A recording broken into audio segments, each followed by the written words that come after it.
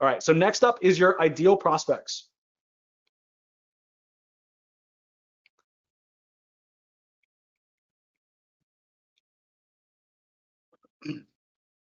How many of you guys, I'm curious, that are joining me live have really thought through and said, here's who I'm doing business with and here's who I'm not? Give me some feedback in the chat. And I mean past just like a niche. I mean, first step is a niche. Okay? First step is a niche.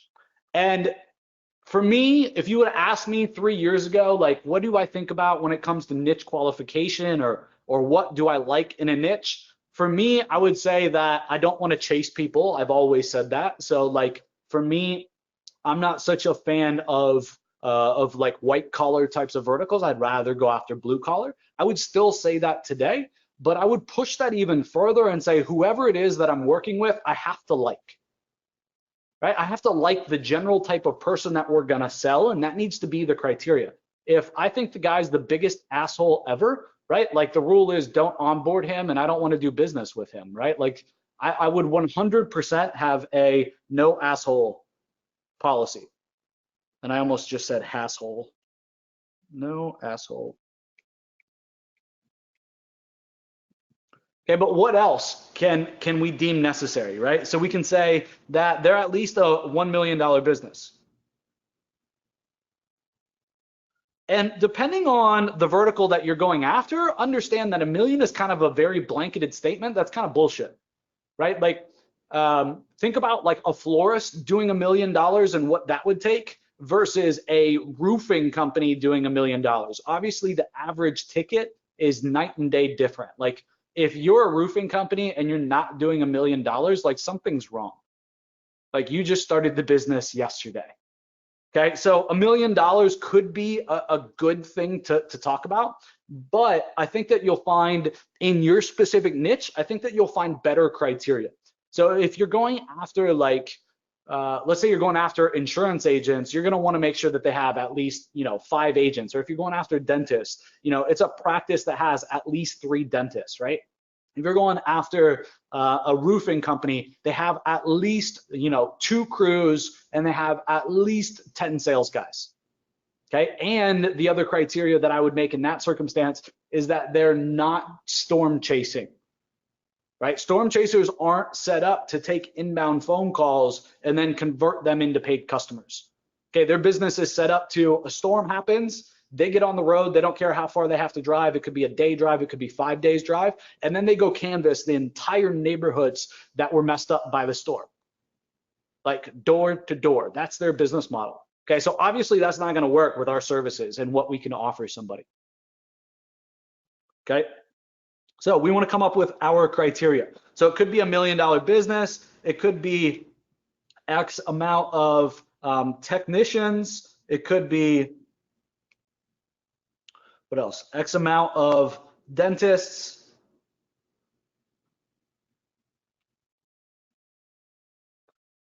Okay, it could be that they have a marketing director or somebody that runs their marketing. Okay, that could be important to you. Okay, so we want to build out this ideal prospect pool. And the reason that I say this is because as we keep building and stacking and layering different components in here, in my experience, if you're not very, very careful, you'll end up prospecting at the end to people that you never would want to do business with because it just fit your criteria. And long term, I don't think that there's anything more important than happiness when it comes to entrepreneurship or just life in general. I think that's the most important thing, right? Like if you hate waking up and going into the office every day or working every day, what do you think your results are gonna be like? Like you might be able to deal with it for a certain amount of time, but then you're gonna just freaking hate life. Let's see what you guys said in the chat. Totally, yes, looks good. Okay. Carolyn said she had some issues getting on today. Yeah, Carolyn, welcome. Sorry you had some issues with that. I had some issues as well. I didn't even know if I was going to be able to get the webinar started in time, but glad you made it. Yeah, so like at the end of the day, one thing that I like to talk about when it comes to ideal prospects is that like I don't want to be the savior.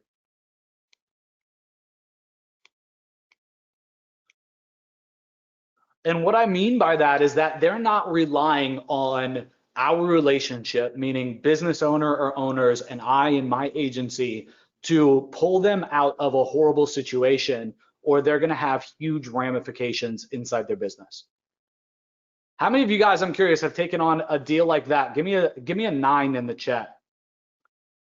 How did that, for those of you guys that are giving me a 9, how did that turn out long term? I'm curious. Did that work out in your favor or did it blow up in your face?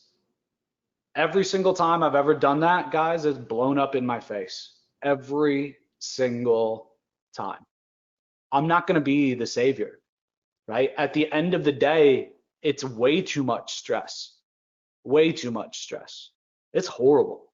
Trust me when I say you really don't want that feeling.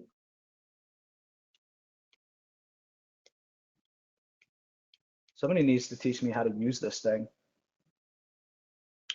There we go.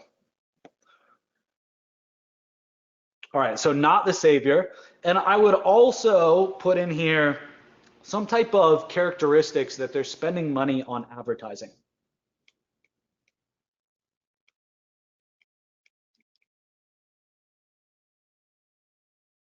Okay, and it sounds silly, right? But if they have no expectations in terms of advertising and they have no advertising that's working, how are you as a marketer supposed to make it better and do your job, right? Like your job is not to help them figure out what's lacking when they get a meeting with a prospect and they go pitch their services. If they don't have that figured out and you just pour gas on the marketing and get them more phone calls and get them more meetings, is that going to result in them getting more business and being able to see a return on investment from what you help them with? Of course not, right? So let's not be naive.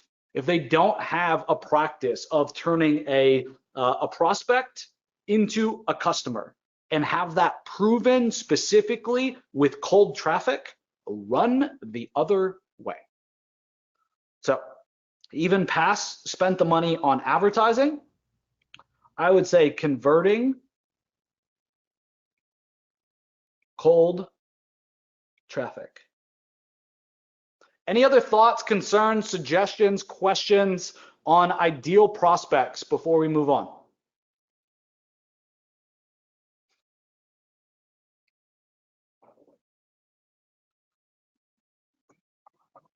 Give you guys a second here. Andre just jumped on, said he was having problems with GoTo. Yeah, man, I'm so sorry.